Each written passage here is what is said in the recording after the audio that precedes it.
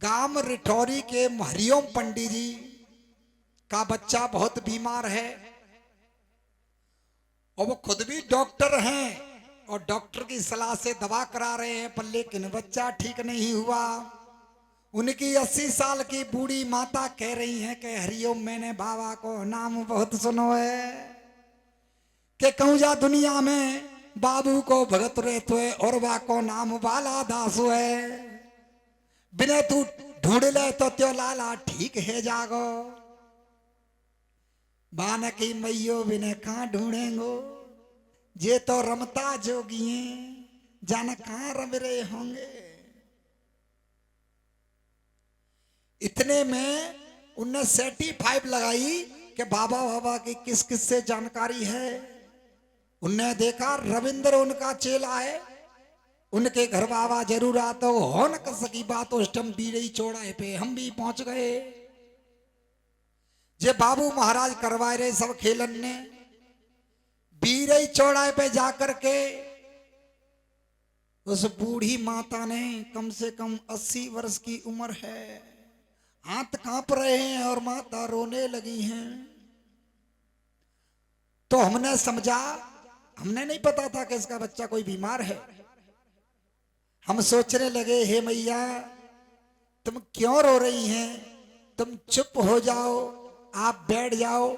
मैं शपथ बाबू महाराज की कसम खा के कहता हूं कि अगर मैं उसका भक्त होऊंगा तो मैं शपथ पत्र खा के कहता हूं कि तुम्हारा कार्य जो भी होगा धरती से लेकर के आकाश तक होगा, तब बाबू महाराज को मैं बुलाकर ला करके आपका कार्य सिद्ध करवा दूंगा। पर लेकिन रोना बंद कर दो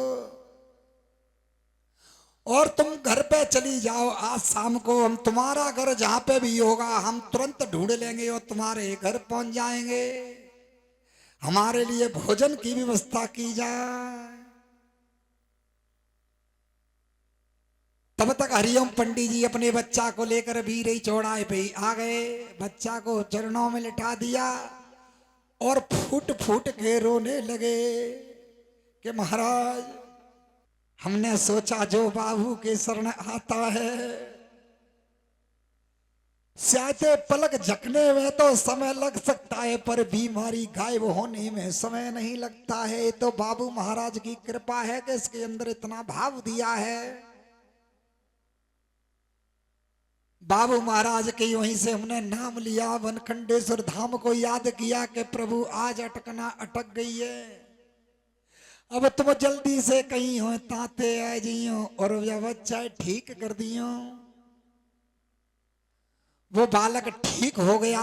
शाम को उस बुढ़िया ने हमें भोजन पवाया।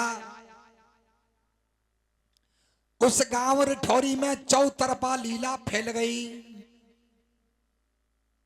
कि बाबू का भगत तो बड़ा तेज है और नाम उसका बालादास है।